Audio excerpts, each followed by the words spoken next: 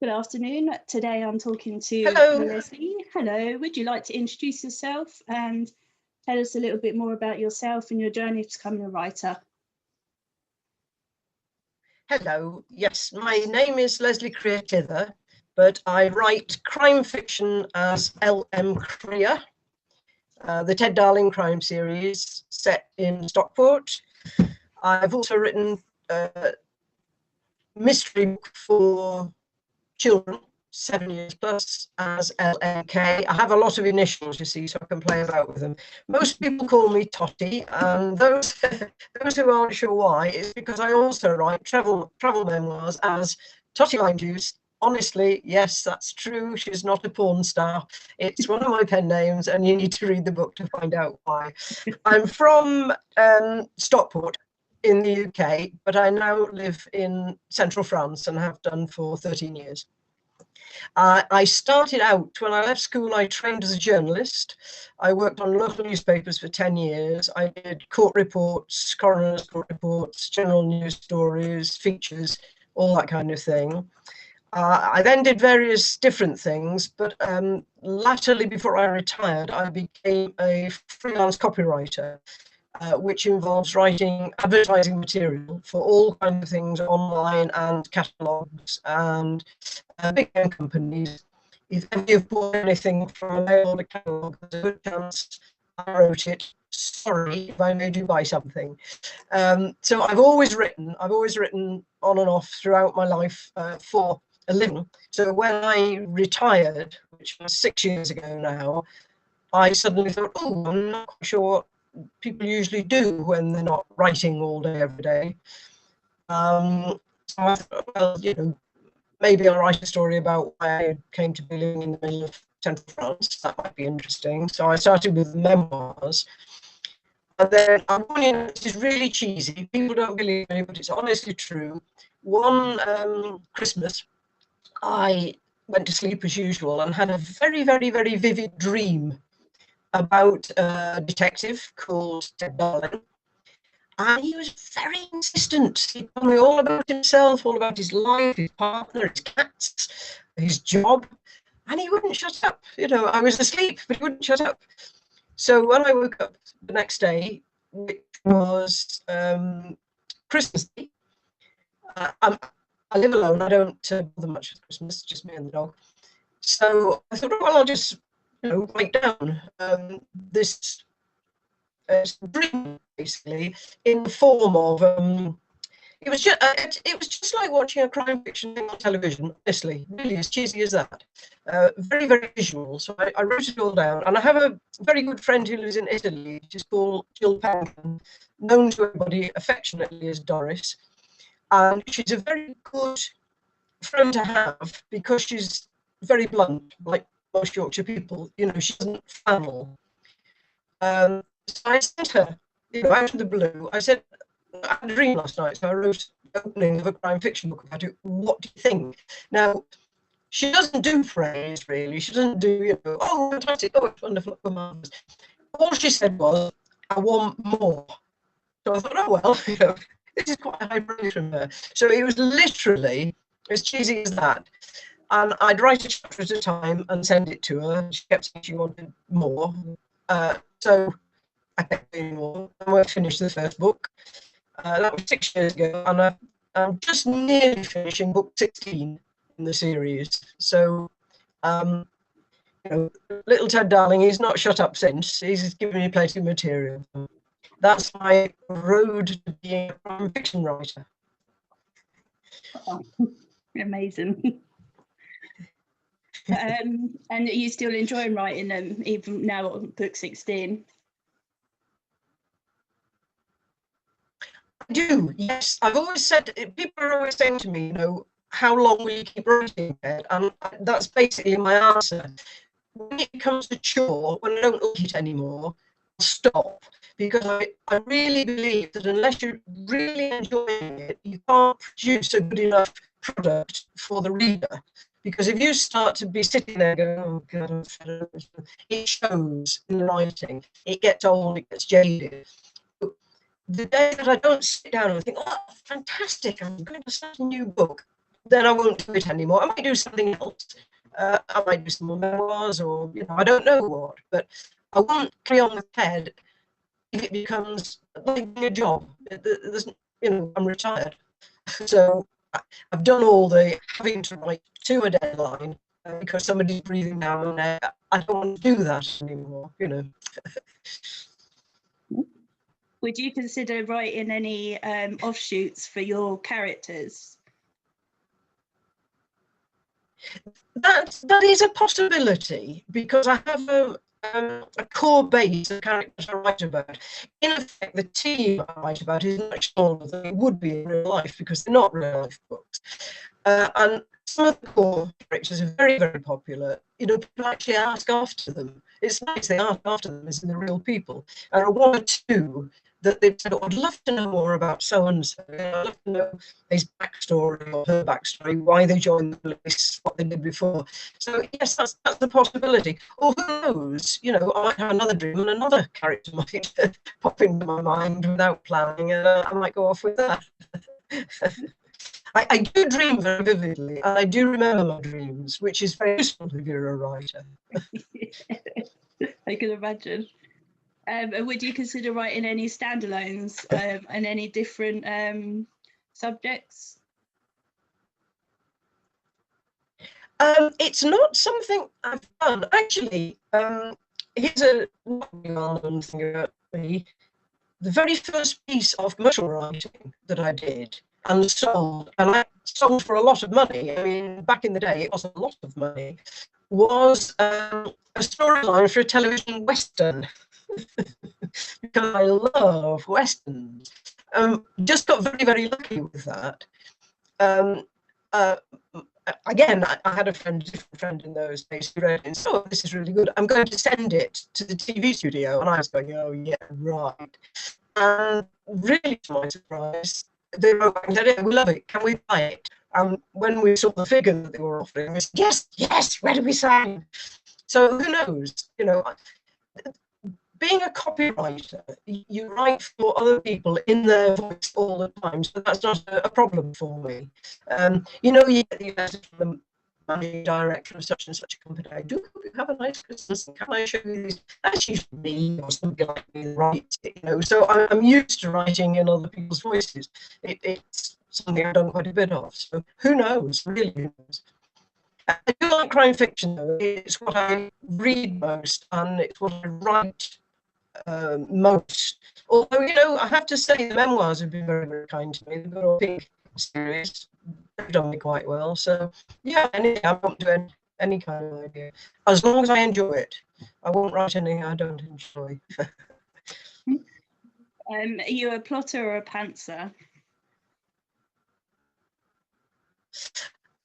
Usually a sort of plotter.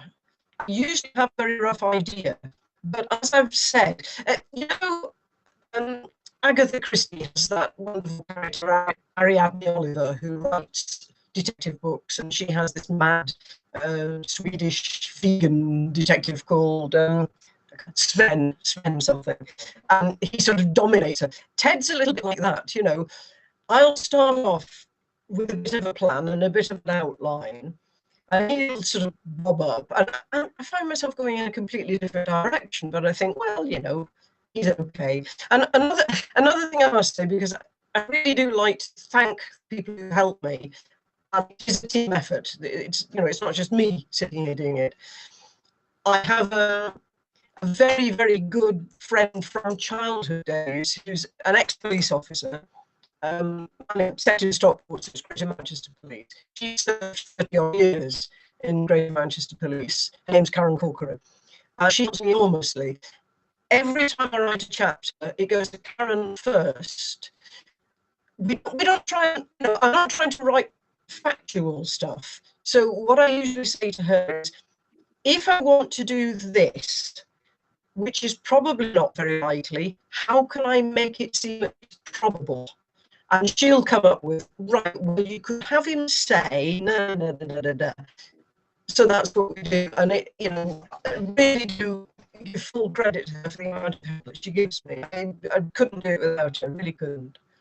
I don't like inaccuracies. I don't mind if it's, it's fiction at the end of the day. It's fictionalized, but I don't like it to be. I always say I like it to be that if a policeman reads it, he's not going to throw the book against the wall and go, "Oh my God, no!" You know, it's got to be sort of plausible. That's my aim for. And have you found the subsequent books in the series easier to write than the first, now that you know the characters, or are they all just as difficult?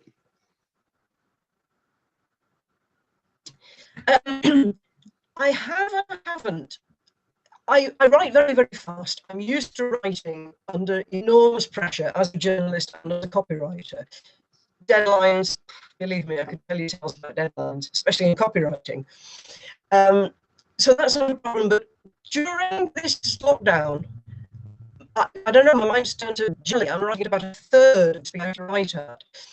The story's there, but I'm constantly distracted, which is not like me. I'll be sitting here typing away and I go, "Oh, look, there's a robin in the feed." You know, I haven't got the discipline that I usually have. And I think it's just, you know, the whole world's all upside down and we're all, you know, we like looking at robins on the feeder because it's something nice. But yeah. I show you scribbled things, you know, I'll scribble down roughly what happens in each chapter, and then I'll type it up into some sort of a document which I send to my police consultant and say, "This is what I want to do, can it be done?" And then I'll go with that. Occasionally I go on a complete tangent. I mean, really a complete, you know, I have alpha and beta readers who read everything for me, and I send them each chapter and they go, "Where the hell is this going?" And I'm going, "At the moment, I don't know, but Ted's sure about it, so we'll just go with it." So he fancies a lot. I'm more of a planner. Is there any subjects that are absolutely no-go areas for you? I don't do sex scenes. For those who don't know, Ted is gay. He's in a very long-term, stable partnership with a very attractive young man. And Ted always says he's a gentleman. He always goes to the door. I do that too. I don't do gay sex scenes. I don't do straight sex scenes. I don't do sex scenes. I don't actually like reading myself. I know everybody does it. It's fine. I understand that, but I don't need to read about it. I'm a little bit the same with violence. I often think the very best films or TV things are just as you're getting to the really dark bit and the camera pans away. So your mind supplies as much or a little as you want to imagine. And I try to do that. It's not graphic. Yes, there are dark subjects, of course there are, and there are one or two scenes that are a little bit darker than others, but I don't do schlock, I don't do really intense graphic stuff, no, it's not me, it's not my thing. I was going to ask you something else and I forgot. If you were,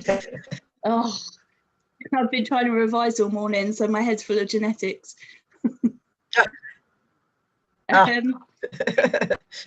If you were transported into one of your books, would you get on with the team? Oh yes, I think so. I think I would get on with Ted, although I might possibly want to strangle him because he's very particular, he's very precise. So I might just get a little bit irritated. But yes, I think so. One thing that I don't like myself in crime fiction is if it's very, 1970s bit Life on Mars, and they're all very sweary and violent and heavy drinking. It's a bit outdated. So no, I try to avoid it. So yeah, I think I'd probably get on with most of them. Whether they'd get on with me is another matter. And are any of your characters based on people you know? They are, but I'm not saying who. Yeah, they are very much so. There's one character in particular who's very, very true to life, based on somebody from my past. We won't go into that. But yeah, I think it helps if you have somebody in mind, because you can write more realistically then. And it's the same with some of the scenarios I write. They are inspired by things which have happened. And again, you know, like I say, I was a court reporter for years, so I've sat through the most incredible things, especially in coroner's court, things people really wouldn't believe. So I take bits of that and adapt it and put it into the books, because I know that although it seems improbable, I know it has happened because I was there at the court case. Yeah, I can imagine. I'm studying forensics, so I know some of the crazy stuff that happens. Yes, yes, yes. What's the most interesting thing you found out doing research? Oh, gosh. I had a fascinating time talking to a fire dog handler. I was doing a book with arson scenes in it, and I didn't really know anything about fire dogs and their work. So I put out a plea on Twitter and got talking to a very, very nice chap from West Midlands who has a fire dog called Kai. And it's incredible what the dogs can do. They can find the source of a blaze. They can indicate a propellant which might have been used. They can do so many things. And of course they go in, they have special heat-proof boots and goggles and all the gear, because they will often go in very, very early. So I found that really, really interesting. And I also talked to another lady who was a victim recovery dog handler. And they do everything from well, not principally, but they do an awful lot of looking for bodies. And they do some of the really, really gruesome stuff. And again, the amount of things that those dogs can do and how they can indicate and what they can indicate was very, very interesting indeed. Really, I mean, I'm a dog person myself. I have dogs of my own. I'm very interested in dogs. But, you know, to hear the kind of things they do and the training they go through, and then both these officers would send me videos of their dogs working and then playing. So that was really nice to see. I'm very, very interested by that. Oh wow, yeah, I love dogs as well. What authors inspired you growing up, and then when you write now, is there any that you sort of look up to? When I was very young, I was very lucky because my father was a newspaper editor and he was also a film and book critic. So he used to get lots of advance copies of books. And he got a book from Alan Garner, The Weird Stone of Brisingamen, which was very Tolkien-esque before I'd even got into Tolkien, based in Cheshire, where I lived and where I was growing up. And I actually got to meet Alan Garner a few times. I have a first edition of the book, and he does the most beautiful calligraphy in green ink, and with a personalized dedication to me. And I was very, very impressed by him indeed. He's a lovely man, still alive in his 80s, very modest, very self-effacing, and he never forgot my name. Whenever we met, he would speak to me by name, and I was about 11, 12. That was so important to me, that this, you know, a writer, an author, and he speaks to people. And he sends them letters. He used to write me letters. And he had a big impact on me, because, you know, we all know there are some authors who are so frightfully up themselves and they can't be bothered with ordinary people. And, you know, it's never left my memory how very, very kind he was to a young girl who was absolutely in awe of him and his books. Currently, because I live in France, I read mostly in French now, and I'm a big participant at the local library, and we have reading circles there, a lot of crime fiction. We have a lot of authors come to talk to us, and one in particular that I'm very, very impressed with, and read all his stuff, is called Olivier Norek. And he's actually a serving French police officer, and he's an advisor for Spiral, if you watch that film, that series, which is very, very good French television.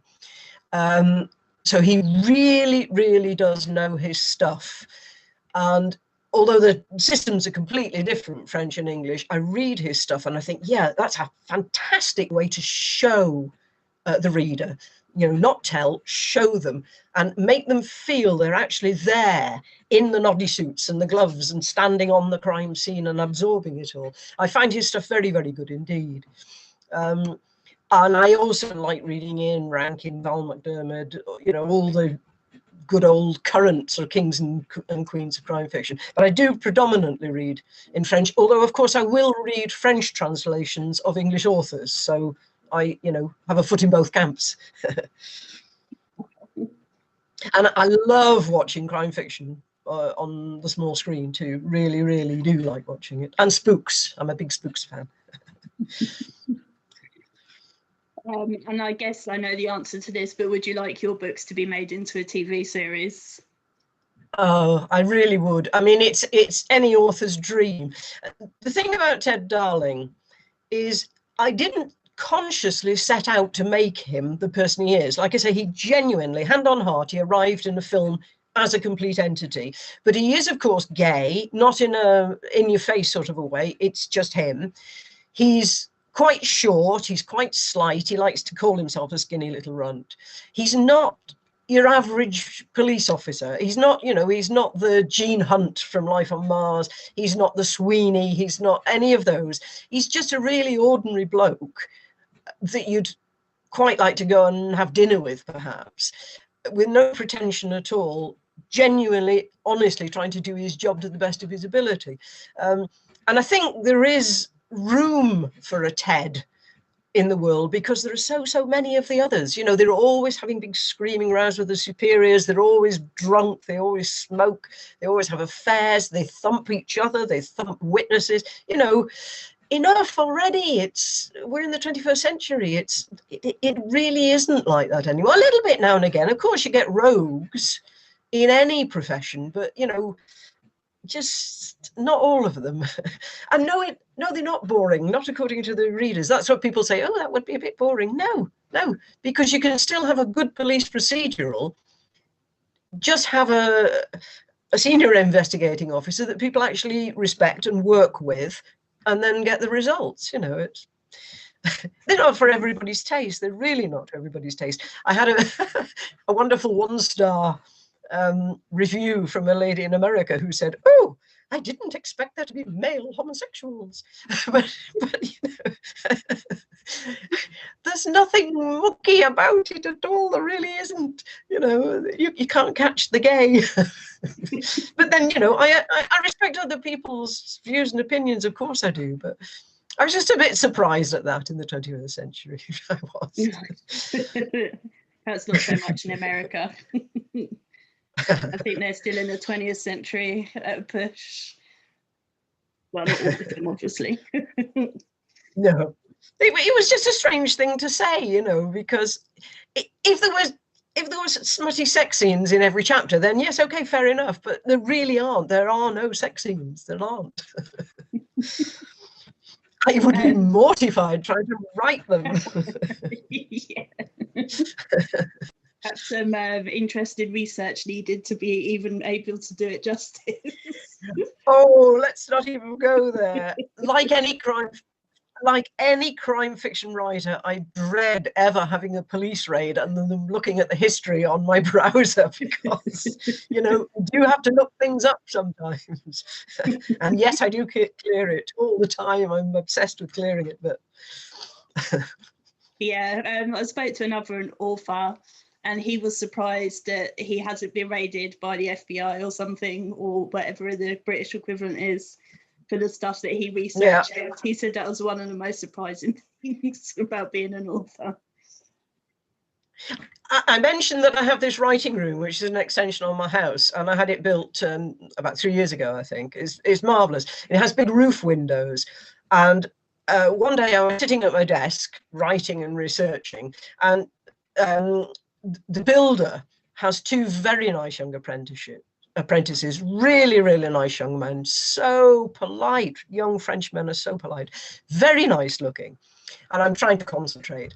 And then I'm realizing that they're putting the the skylights in so they can see down to my desk. And then I suddenly think, oh my God, I know what's on my screen. Whoops, quick, close laptop lid. Otherwise, I'll never be able to look them in the face again. They're so sweet. I named 2 characters after them in one of the books. What's been your favourite moment as an author so far? Oh, easy. I sponsor, or I'm one of the sponsors of Stockport Pride, because I'm a very big believer in equality. And in 2019, I decided to go to Stockport Pride. I haven't been back to England for years, not since I moved here in 2007. So we went back, and they were, you know, big shout out for Stockport Pride. They are such nice people, so kind and so welcoming. And they'd arranged for me to do a talk at the Central Library in Stockport, which was a huge privilege because it happened to fall on my birthday. And it was exactly, I'm not telling you my age, years since I very first went into that library as a 7-year-old brownie in uniform to get my first ever library card. So to be going back there, and people actually turned up to listen to me. I was astonished. And apparently it was a very good turnout. So to be there in my hometown, in the library where I first got my love of reading, talking to people about my books, that was it. That was absolute tops. If I never do anything, you know, big again, that will always stay in my memory. And especially the welcome that we were given. It was fantastic, really fantastic. Yeah, that sounds amazing. Like a dream come true. Yeah. And is there anything that you don't like about writing or the writing process? I'm never satisfied with my own work. I'm my own biggest critic. I have to be restrained from figuratively ripping it up, you know. Like I say, that's why I send a chapter at a time to each of my selected alpha readers. And it's only if they, all of them, say, yeah, that's okay, you know, leave it alone, stop, then I'm still not satisfied, but I'll accept. And that letting go, I have letting go problems. When I actually have to send it off for publication, I am just fit for nothing, really, really fit for nothing, because I keep thinking, oh, damn, I meant to change that bit. And it's too late. But that's, you know, that's just a thing. What's the funniest typo you've ever made? Oh, gosh, there's a whole sort of in joke about that. And to be fair, it wasn't actually my typo. Ted's partner, Trevor, is young and he's a bit wild and he does like his red wine and he has been known to partake of the odd spliff when he's not with Ted. And he very famously sends the most bizarre texts when he's been having a drink or two, and he overrides autocorrect and spell. So I was trying to find a really good typo that could become a thing, you know. And I have a friend in the West Midlands, known him for years, who he doesn't drink, but I can't speak for the rest of it. And sometimes he puts it down to fat fingers, but, you know, I have my doubts, sends me the most bizarre thing. And one day he was enthusing about, funnily enough, the birds in his garden, what was coming to his feeders. And he actually typed, it was Billy Rant. And I thought this was just so marvelous that it's now an actual word. In fact, if anybody wants to read the books and would like to get in contact with me, I have free badges that I give out to readers which say Ted Darling is Billy Rant, and it's kind of like, you know, the in joke typo for the entire series. It's become the Ted word, Billy Rant. But I do some very, very strange stuff myself, but, you know, some of it's really quite bad. I'm not going to mention it. There has been one on Facebook about someone being dead rather than deaf, which was quite funny. Yes, not a good one, not a good look. Why did you leave the UK and move to France? Shameless self-promotion. It's all spoken about in here. Basically, my mother was in her 80s and suffering from vascular dementia. And my brother and I, for various reasons, had to put her into a home. And, you know, some homes are good, some homes are not good. It wasn't working out. She wasn't very happy. My brother wasn't very happy. He had a lot of health and mental health problems. And he'd been thinking about moving abroad, you know, doing something. So one day, you know, like you do, I said, why don't we all go? Why don't we all just go and live in France? Now, our grandmother is from Luxembourg, so we both grew up reasonably good with languages. We both spoke reasonable French to begin with. Mother didn't speak any French, but then as she was completely away with the pictures, it didn't matter because she couldn't understand her much in any language. So we did it. We took her out of care homes against all the advice. Everybody said, you know, she'd never survive, she wouldn't live the journey, she'd die, and, you know. So we did it. We brought her to France, and I looked after her, and we also had some extra care morning and evening to put her to bed and get her up, because I have an old ruptured disc in my neck, which means, you know, lifting elderly patients is not a terribly good idea. And she lived here for 4 years, and she had the most marvelous time because the weather is marvelous. She could be outside an awful lot. She could have drinks of wine and, you know, living as family. She had a fantastic time.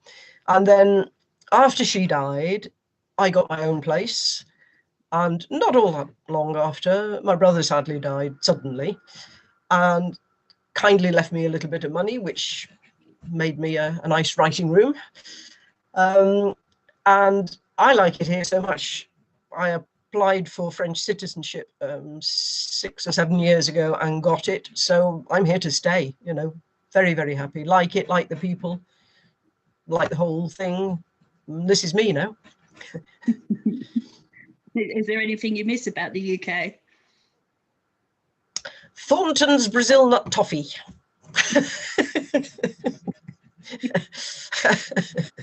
That's about it. No, you know, the good thing, I live in a very rural place, very beautiful, very scenic, very quiet, very uncongested. So of course all my friends want to come and visit me. You know, I don't miss my friends because they all keep coming to see me, and I show them around my beautiful new home, and that's absolutely fabulous. And of course with the internet, you're never very far from people. And I have no close family left. The only close family I have are in Luxembourg, and I visit them if I want to. So no, it works out very well for me. Nice. I'm quite jealous, actually.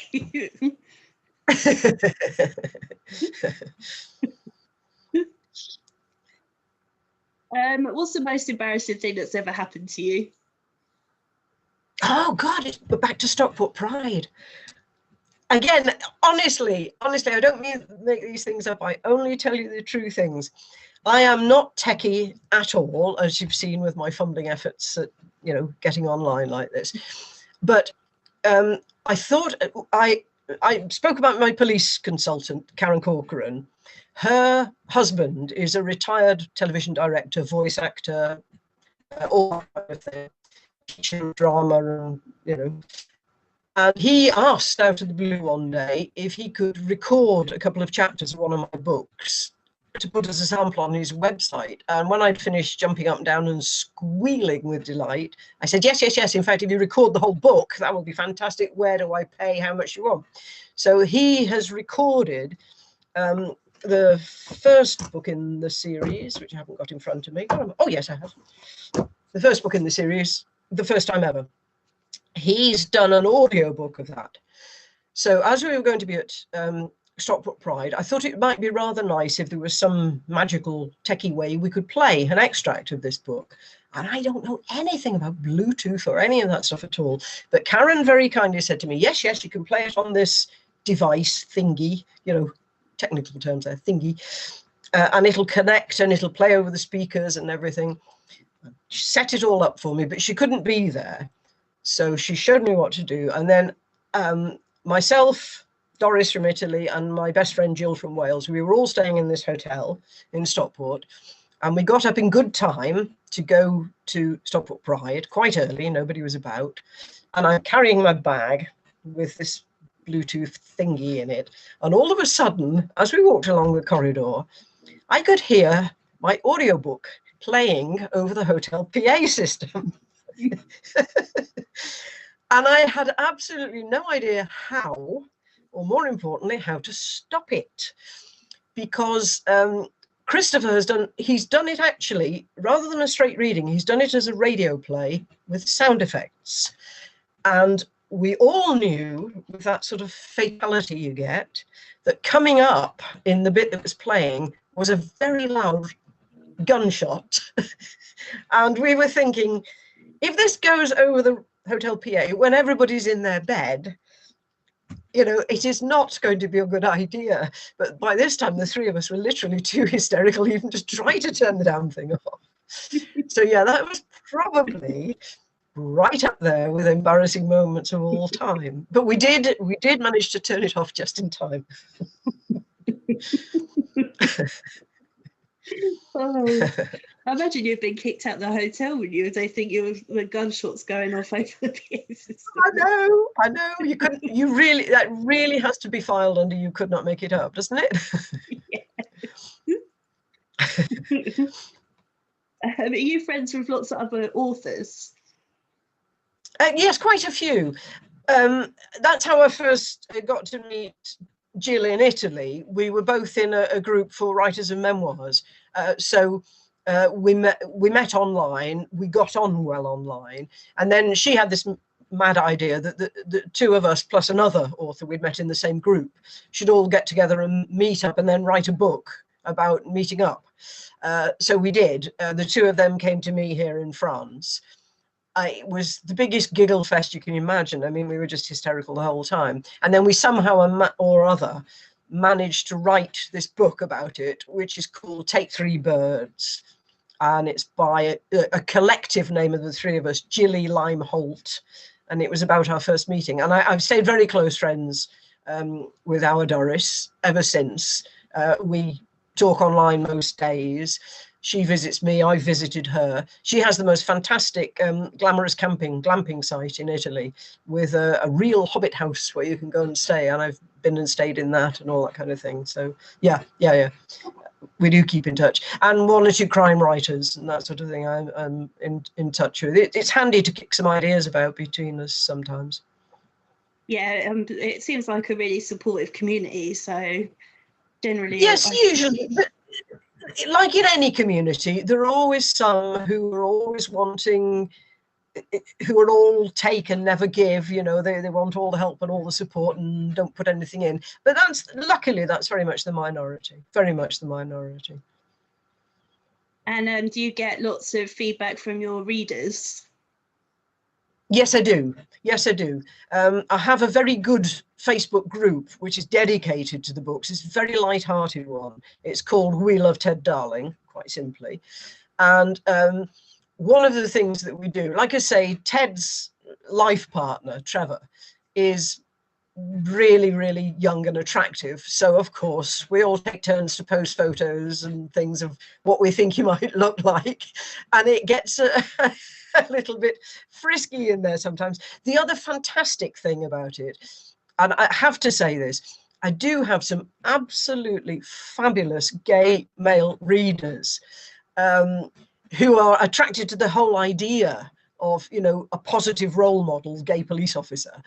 And they, you know, they are so funny. They join in on all these threads about these very handsome young men, and we really do have a laugh. It's all good, clean fun. Some people might find it a little near the knuckle, but it genuinely isn't. It's very well intended. I also have a newsletter from the website, and I keep in touch with people. And it's worth saying, because I've said it online and whatever, and it is very genuinely meant. I can make free phone calls worldwide. So I've said to the readers, if anybody's on their own, stuck in the home, climbing the walls, not knowing what to do, tell me and I'll phone you up and we'll have a little chat. Because I really value my readers. I really, really value my readers, because without them, there is absolutely no point in writing books. So it's not a publicity stunt. It's genuinely very well meant. I've put it out in the newsletter and say, look, don't be alone, don't be lonely, don't do lonely. If I can help, I'll call you. A lady called Jennifer Price asked me to ask you if you remembered her. You sent her a signed book. I said you probably would. Yeah. Yes. Yeah, I do. That's another thing I do. I will, of course, I hate to bring up the B word, but Brexit makes it much more difficult now to post stuff from France. It'll settle down in time, but I will post out signed copies. And like I say, they always include a free Ted Darling is Billy or Aunt badge for anybody that wants them. Because I just think, it's nice to have a community feel to it, as well as, just commercially flogging books. That's, I, as the Irish would say, I enjoy the crack. I really do enjoy interacting with people, really do. And I like talking, you can tell, can't you? Would you go to any of the like book festivals once all this crazy world is back to normal? I'd probably avoid the huge ones, because I'm not very good in very big crowds. I have a standing invitation. The first Ted Darling book has now been translated into French, just under the name Darling, because it fitted quite well. And I've got a standing invitation from the local library. There's a community of all the libraries in the area, and they do presentations, and they do, I'm invited there when we can to go and present the translation and talk to them about it. And I've also got a plan. Stockport's twin town is Béziers in the south of France. So I'm going to ask them if they'd like me to come and talk, because the books are based in Stockport and I'm a Stockport person, to go to something like that and present the books and talk to them about the town they're twinned with. But huge, massive, big ones, they wouldn't have me. I'm sure they wouldn't have me. But even if they did, I'd be a little bit reticent, because, I prefer, I like the direct contact with people, and you can't have it with a massive, big audience. I like to interact with individuals. If you were to have a dinner party and you were allowed to invite 4 people, who would you invite? Gosh, goodness me. Anybody who knows me and follows me on Twitter knows that I have an obscenely bad crush on the actor Hugh Quarshie, who appears in Holby City and was in Star Wars, but I've not yet seen that, and has done a lot of serious acting. He's Royal Shakespeare Company, and bless him, he knows all about this crush, and he's very, very kind, very, very sweet, and interacts with me. He would definitely have to be there. Definitely have to be there. I've recently discovered crime fiction books by a very interesting person, because he's a retired police officer. His name is John Pye, and I liked his book very much. And I would love to sit next to him and be able to pick his brains a bit more about various things. And we've emailed one another quite a bit, and he appears to have a wicked sense of humor to match mine. So I think that would go down very well. I would definitely want Martin Freeman there, because we're moving heaven and earth somehow to get him to play Ted Darling, because he is the obvious actor choice to play Ted Darling. And the other one is slight cheat, because it's almost the same theme. Vicky McClure, who appears in Line of Duty, would be absolutely superb for my character, DC Jezevine. So I'd have her on the other side of Martin Freeman and say, now look, you know, if you two got together, you could both be in the TV and you'd be working with one another. But I'd have to take my eyes off Hugh Corshey in order to do that. That might not be easy. That would be my fault. And would you be cooking or would you be getting food in? No, I'd be quite happy to cook. I like cooking. I'm not a bad cook. So yeah, I'd be quite happy doing that. Yeah. What would you be cooking? I'd cook traditional French things, definitely. And although it's not a hugely dinner party sort of a dish, there's a local speciality that everybody has to eat because it's absolutely fabulous and very simple, like all the best dishes. It's called truffade, and it's basically sliced potatoes sautéed in duck fat with a lot of garlic, death by garlic, and then a local melty sort of cheese. So it is just massive melty runny cheese, potato, and more garlic than you could shake a stick at, and it's really, really nice. And it's the local speciality. So even if I just did a small portion as a side dish, I would definitely do truffade. That sounds incredible. Oh yes. What more could you want? Potato, cheese, and garlic in one. Yeah. Oh yes. Amazing. Oh yes. Yeah, and it's very, very quick and very, very easy. And my dear old granny would, the English one, would say of something like that on a cold day, you know, eat this, it'll stick to your ribs. But it really does, you know, it's real comfort food. What are some of the best books you read last year? John Pye's is right up there, where the silent screams are loudest. That was very, very, very good because it had an awful lot of stuff about working with DNA and genealogy. Really very, very interesting because I'm also trying to trace my own ancestry. So going through how people can be traced through familial connections and so on was fascinating. And, you know, because it's written by an ex-police officer, you know, it's absolutely spot on. Going back to the French one, I don't know if it's in English yet, but it's worth watching out for, the Olivier Norek. He's written one about the jungle at Calais and the immigrant camp before it was dismantled and what life was like in that. Absolutely fascinating, very, very, very, very harrowing. You know, to make you see the kind of things that those people have been through in order to finish up in a situation like that. That was right up there for me. But like I say, a lot of what I write is French stuff, not always. Oh, and the other thing I like enormously, and I've read a few of hers, Jane Harper, The Dry. All of her stuff was very good. I didn't read it this last year, I don't think, but the other one which really struck a chord with me was Elizabeth is Missing. I read it and I watched the TV adaptation because my mother had dementia. It really resonated, and Glenda Jackson was absolutely outstanding in that. And it was such a different sort of a book, really. Who'd ever have thought of having a little old lady with dementia as a sort of detective? You know, it's really good, really, really, really clever stuff. I like that very much. What's the last book that made you cry? Oh, I'm a funny old stick. I don't cry very often.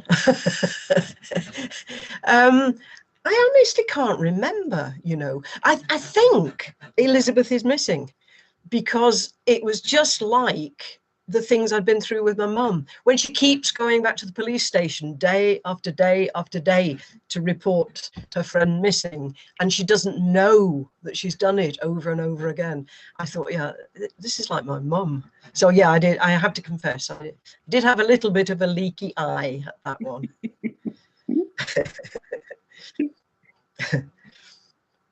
What would your perfect day look like, obviously, once the world's back to normal?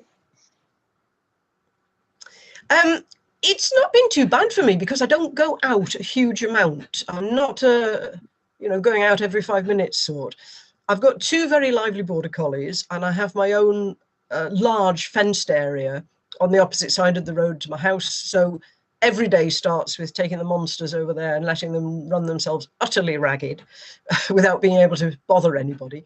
And I always try to walk them at least 3 times a day. It's when I do most of my thinking for storylines, while I'm walking with the dogs. And I will often go and meet up with friends for coffee, or we're very lucky to live near the champion chocolate maker of France, who has a cafe and tea shop. So, you know, we'll often, and the good thing is the French taxman actually lets me claim such expenses back if it's somebody, you know, a consultant for the book.